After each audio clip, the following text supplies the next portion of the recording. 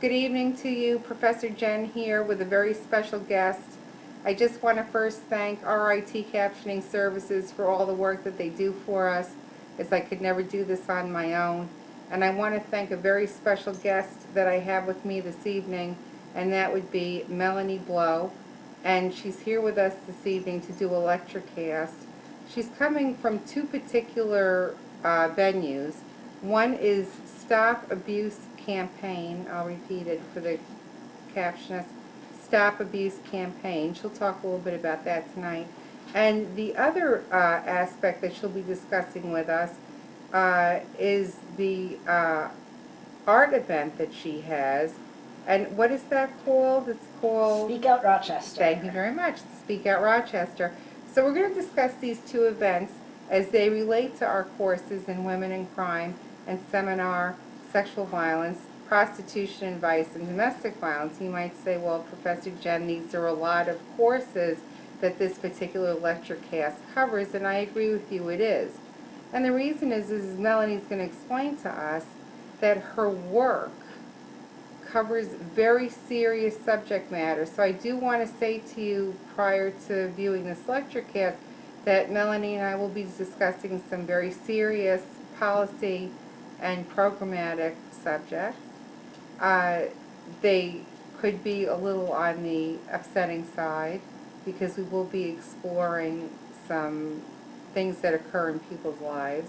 And for some reason, if you're not in the mood to watch this evening, you can always pause this lecture cast and watch it at a later date in the event that you've decided that you don't wish to hear this material this evening. And I'm going to ask Melanie a few questions, and she's sort of new to this format, and I'm so thrilled to have a guest. And I do want to make a few little things known. Melanie will be a guest columnist and have her own blog on www.paperbagladies, paperbagladis.org, and she will be putting all kinds of things up that have to do with the art show, which is going to be very, very important, and with other things that she has going on in politics, legislative bodies, and changing and repealing some laws that have to do with sexual violence and victimization. So I'm going to turn this over to Melanie for a moment, and we're going to have very informal dialogue. Melanie, why don't you tell us a little bit about all these wonderful things? You were involved in something, I'm reading my notes, called Stop Abuse Campaign. And so could you please tell us this evening what Stop Abuse Campaign is? Okay, Stop Abuse Campaign is a not-for-profit dedicated to eliminating all interpersonal violence, focusing most particularly on child abuse, since that is where interpersonal violence generally starts and becomes most enmeshed in our society. Mm-hmm.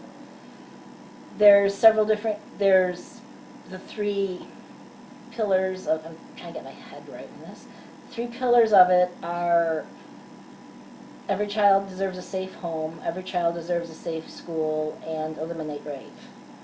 Repeat that again slowly, because you know we have a captionist, and what Melanie, oh, it's okay. What Melanie just said is really the crux of what so many of these classes represent, and it's really, she said it so pointedly, so eloquently. Repeat this again. So everybody's entitled to a safe home, especially children. Every child deserves a safe home. Every child deserves a safe school, and eliminate rape. You know, right there and then, it's such important things you said. I'll tell you why I think this, Melanie, in the context that we discussed this at RIT. You know, the idea of the safe home. And, you know, back in my day, my students know that I just turned 50, and you are somewhere in my generation as well. And we used to be told, and you might agree or disagree with me, we used to be told about stranger danger, and we used to be prepared about this boogeyman that lived in the woods, and how we had to protect ourselves, and strangers this and strangers that. And what did we come to find out through the CDC, Center for Disease Control, and Department of Corrections, Social Justice? Most people that are children and childhood victims in this country are what? Finish the sentence. Abused by somebody they know. So what is this with the stranger danger? And so what it does is that it really shows that the stranger danger, though it's important, Mhm. is still mythical, because most children in their entry to being victimized are victimized by somebody who's very close to them, where the trust issue Yep. is exploited. What else is it, Melanie? How does it get its momentum going, in your opinion? Trust, and trust is a huge part of it. Mhm. Children, when you're talking about sexual victimization, children are groomed for it. They that children are groomed for it. An adult who will become psychologically a very big part of their life. And if this is a parent, they're already there. That's very easy. Right, it's like a natural alliance. I agree with you. It's almost easy picking. Yeah, and for kids who are, I mean, the statistics about children who are abused by a family member versus somebody they know who isn't a family member are, it depends a little bit on how they actually define family, but between like high 40% and low 60%. The rest of those kids are abused by somebody who becomes a very, very big part of their An life. integral part. And I'm Right. glad Melanie brought this up, because I do think this is a good time for me to discuss something. That in the Domestic Law Act of 2008, even New York State saw that the umbrella and definition of domestic abuse had to be extended. And now if there's a home health aide or a home care worker that abuses a child especially, and or an elderly and or vulnerable population person in the household, even though they're not related, but by virtue of the fact that they're in the house so much in these people's natural environment, they too can be charged as a domestic abuser. Mm. And a lot of people don't realize that. People think that the natural population or demographic for an abuser is somebody who's blood related or related by step parent. But now even New York State law has recognized, when you have somebody that is that integral and that integrated in the fiber of that household, that person too can be charged under domestic violence, which, gives us a little more reassurance that this is a topic that people are taking very, very seriously. Tell us more about your work, my dear, in the Stop Abuse campaign. You do some really fascinating things. I know you're very modest, but you're not going to be so modest tonight. And you do some fascinating things, because you've worked in testimony, you've worked in going to politicians. Tell us a little bit about your work. Oh yes, okay. One of the I've done legislative advocacy for involving child issues for a couple of agencies. I have become very, very passionate and very involved, and this is how I got into Stop Abuse, surrounding the elimination of the statute of limitations in New York for child sexual abuse. I have to stop you right there. And Melanie and I are going to work on some subsequent lecture casts, because we could speak about this topic. We could speak about it for hours, and we will. But Don't you worry. Don't worry. But what's so interesting that I want to impart to our audience in this initial lecture cast, to introduce to you Melanie and all these wonderful things she's doing here in Rochester. I want people to really understand why this is so important. I'm going to give you a little academic background, and I'm going to give you some personal background. Whenever you want to chime in, Melanie, be my guest. But what happens to victims, and I speak for myself, my students usually are very aware that I too was a victim of child sexual abuse and domestic violence. And what happens is that the statute of limitations, as it's currently written on the books, is most unfair, because it's very hard to ask a victim to come forward who either doesn't have the language skills to explain what's happened to their vagina, their penis, their anal cavity, their oral cavity. Maybe they don't have the wherewithal or the person that they need to go to at their avail. Maybe they have gone to people and have been brushed off. I know that happened in my situation. In my generation, back in junior high and high school, you just didn't have anybody designated that you could go speak to about these issues. Melanie and I met through working in some coalition work when we were younger, if we were friends in junior high school, I guarantee you we could never have had this conversation. Even though we might have been sitting next to each other in algebra for years, we could never have had this. She could never have told me about her circumstances, and I certainly wouldn't have told her about mine.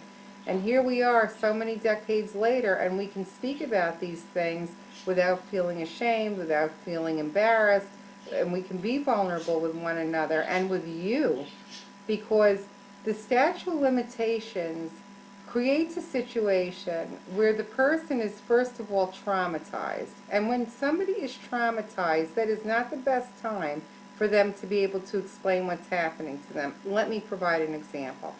For those of us in the audience that have ever had their first driver's license and they drove along, remember that day? Oh, yeah. Okay. And then you have your very first accident, and then the police come. And they say, well, what happened? So you tell them what you think happened because you're upset and you're in the moment. Then you call your parents up and you tell them what happened. Then you tell your best friend what happened. Now, those three stories, I guarantee you, are never going to match, because when you're in the moment and you're terrified and it's the first time this has happened to you, you're not really sure what you said, and then you start even second guessing yourself. Did I see the stop sign? Didn't I see the stop? Whatever the particulars were. Now take my little example and then inflate that to a larger context of something of a much different nature, sexual abuse, and all of a sudden you have somebody that might not be able to come forward for years. In my family situation, Melanie, and we'll speak about this in further lecture casts, and with other victims as well, it took me decades to explain to other family members what had happened to me in great detail. Is that something that's common in your work? Absolutely. I just saw a study, it was just released last month in the Journal of Clinical Social Work or something like that. She It pulls said- out journals, yes. Yeah, I did this on Christmas Day, actually. That's her stocking stuffer, somebody, yeah. Andrew from Stop Abuse wanted the statistic. Mhm. He knew I was working that day and then was just going to come home and like not do anything. So I like, oh, I'll do something useful and go find the statistic. But it takes on average, and this was a new study which takes into account new cultural norms and everything like that. A new study showed that it takes on average 23.4 years after the onset of child sexual abuse for a survivor to speak about it. That's not to speak to a police officer either. That's to speak to anyone about it. To even hear the words come out of their mouths themselves. Yeah, absolutely. It's very, you know, Melanie, I really appreciate your words. Have you ever found when you talk to other victims and they have said to you with a preface that started with, I've never told a soul, have you ever had that happen to you? Yeah, at the Speak Out that happens regularly. And have you ever noticed, because I noticed this in my line of work in case management, that sometimes people start with, I've never told a soul, and then there's like usually a very peculiar pause. Yeah. Because even though they're adults and they feel safe, they cannot believe what's about to come out of their mouth. And it happened to them. And in fact, I talk to people in my case management that are sometimes vets and have PTSD, and it's almost the same kind of entree to the conversation where they want to tell you about a combat situation or a situation of some kind of incarceration or torture, you know, very upsetting material. And I sometimes say, have you told anybody this yet? And they say no. Because I don't understand what all this struggling is, though you know I do from an academic perspective. But I realize something is about to come. I think of it sometimes, I like to use metaphor. Sometimes I think of it like when you're at the ocean and you're on the sand. And you look out in the ocean and you see the wave building, and as the wave is building, you know it's going to eventually cycle in and come to the shore and wipe everything out. And then it's going to retreat, and then it's going to come back even more, voracious than it did the first time. And that's what it looks like when people start talking about what happened to them for the very first time. It does. I remember one time, the event I organized, the art event, the Speak Out Rochester. I expect people to come and say, I've never told anyone about this before. When I'm in a bakery, just, I had set up an informational table last spring at the public market. Somebody said something to me. I explained that I had been there, had been in the market for hours manning the table. And they asked what was the table for. I explained it was about this event. And I had people in the two people in the bakery start telling me about their abusive childhoods. And one woman, as soon as she said it, her eyes just got so huge, and she scared herself. Yeah. She had never said it before, and she had just scared herself. And I was really, I'm not something I was. I always try to be very encouraging and careful with people, but you expect it in certain contexts. You don't expect it in a bakery. No, not at the public market. For those of you who are not indigenous to Rochester, in case you're wondering, what is this public market? It's a very casual, informal place where people go to buy organic foods, dairy products, sometimes clothing, bracelets. For those of you who might be from Europe, sometimes I have foreign students in my classes. It looks similar to what you would call a bazaar, an open-air market. And you see them very often in Greece, Turkey, Israel. It's like I guess your version of Walmart, you know. And people haggle over prices, and it has a cultural flair to it. And it's more of a place where I think, in my summation, I'm speaking, I guess, for myself, people go to be maybe entertained by multiculturalism and to see different foods. I don't know, I saw my first ginger root there, I don't know. Oh, yeah. And different things, ox, eel, all kinds of things that you say, I don't know how to cook that, and if I did, I don't know if I want to eat that. And what Melanie is imparting to us, that here in the midst of really this amusement aspect and amusement forum, somebody is telling somebody who's a stranger, think about this, that they didn't plan. It's not like going to counseling where you say, I'm going to plan the date, I'm going to plan the event, I'm going to have some idea what I want to discuss. No, this is something what we really call impromptu. It's that candid that the person comes out and says, you've touched a nerve.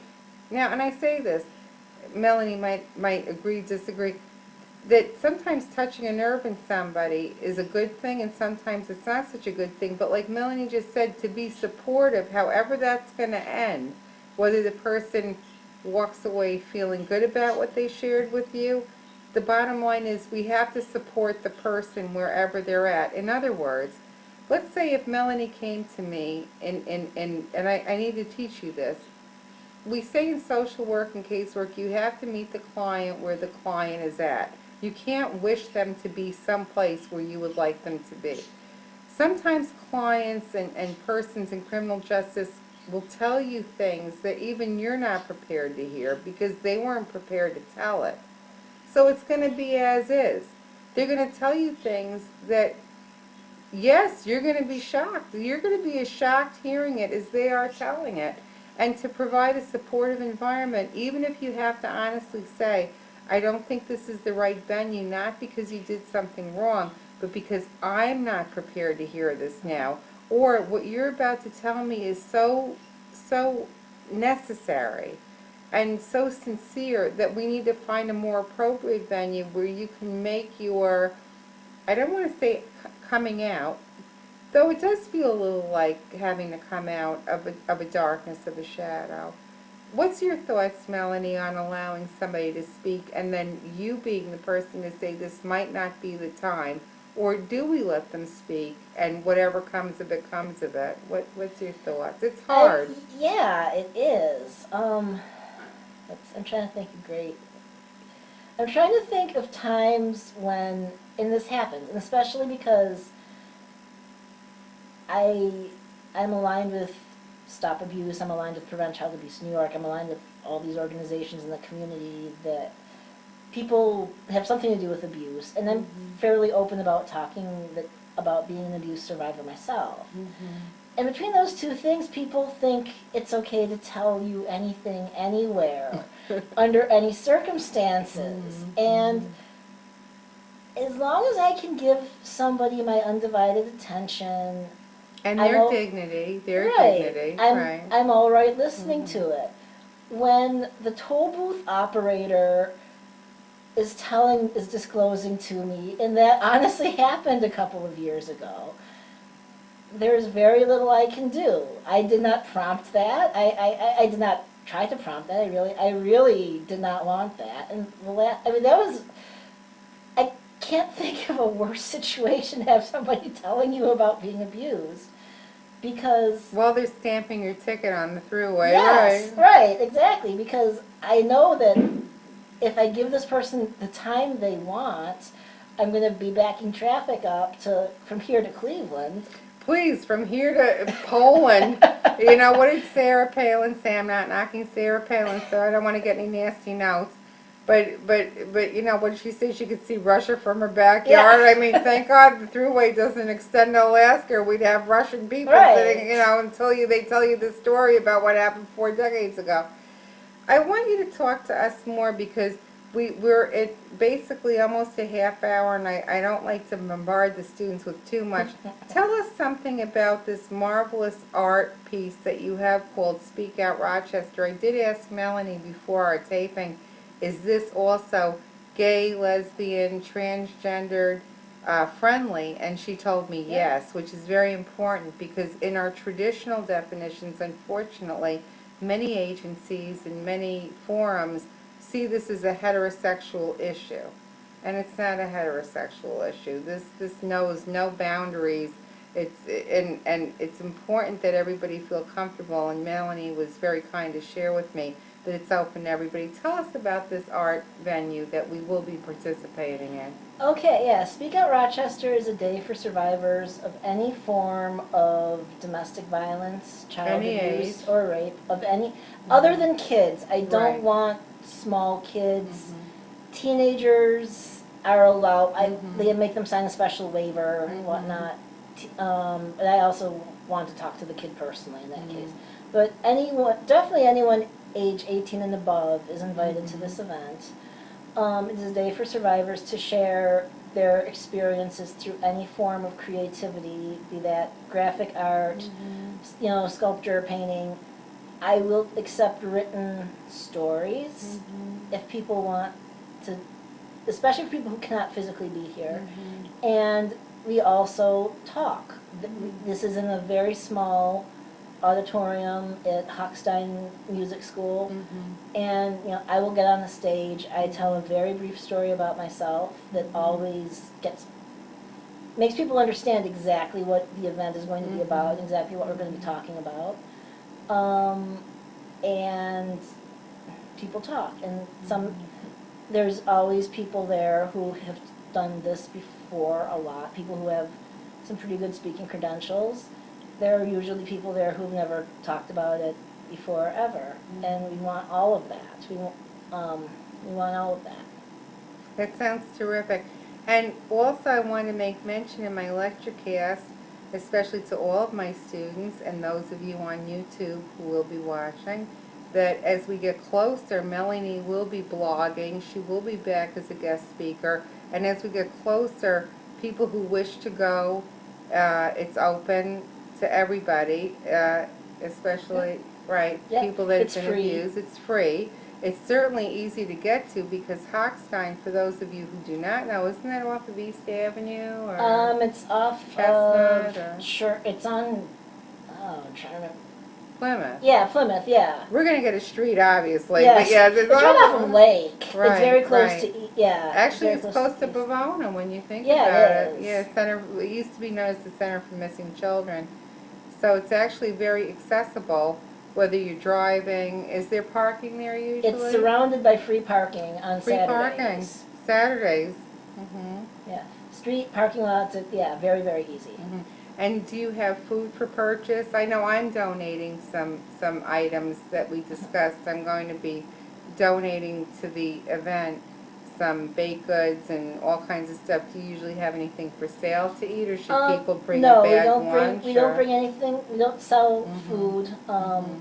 Yeah, there's always some kind of light refreshments, Mhm. and yeah, bring a lunch, or there's a few Mhm. eateries right around. Right around. So it's sort of informal in the sense Yeah. that if people feel that they've had enough, they can come in, they can go out, they can go get something to eat someplace else. And so it's an informal place that you provide for them, for people to talk about circumstances that are very personal, and that either they want to provide understanding, or they either want to seek understanding, or they just want to be among others. And I make it sound like a bunch of lepers, but that's not what it is. Like, No, no, it's not seriously, what it is a is. very beautiful Organic, and healing event. Yeah, it that is. isn't clinical.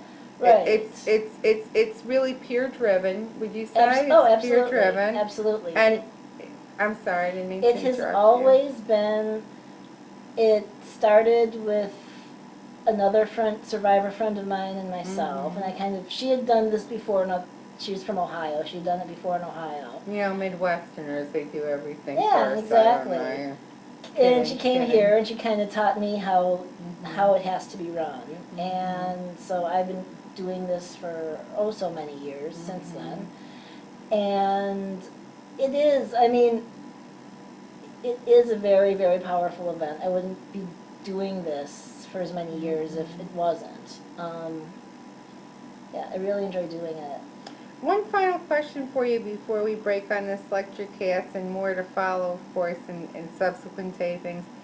Do you find, as you have shared with us so kindly, do you find, having been a survivor as well, victim slash survivor, survivor slash victim, which is a later discussion on how we identify ourselves and how we might feel, but do you find that preparing for these events and doing the events and then post-event, do you ever find yourself traumatized or in a period of extra reflection? Does it ever dig up for you any kinds of re-traumatization?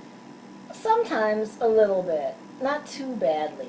I've actually learned what I really have to be careful of is afterwards, because I pour so much energy into the event. Afterwards, if I don't have something else to pour it into, then that's really difficult for me. Otherwise, yeah, there are times I'll come across a story that resembles my own in some particular way, and that really hurts. It does hurt, because it's sort of like and I can speak for myself, though I've never worked with you in any kind of venue, but I've had the same experience where it seems as though sometimes I really have my stuff together, and then somebody will say something as a trigger unknowingly, and it's fine, but I then become very aware that even my bruises emotionally and my scars are really very thin to the layer. Sometimes I don't even realize how fragile I am until I see the fragility in somebody else.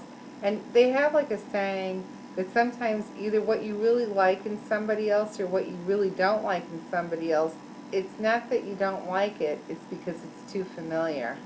Have you ever felt that Oh yeah, too? Yeah. absolutely.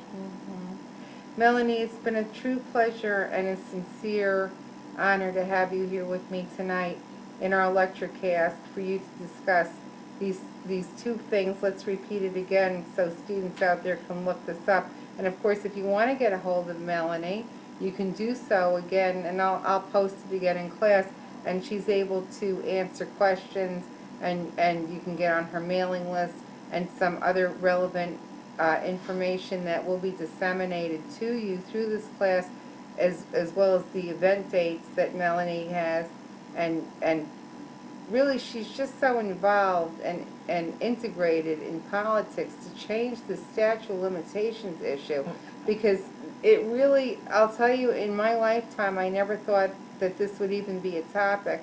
I just want to close by saying to our students and guests that are watching us tonight, in my particular case, my stepfather He never did 1 day in jail or prison, and he admitted to what he did to me, but the judge said the statute of limitations ran out and there was nothing he could do. And at least it validated and verified what I had gone through, so that gave me some peace.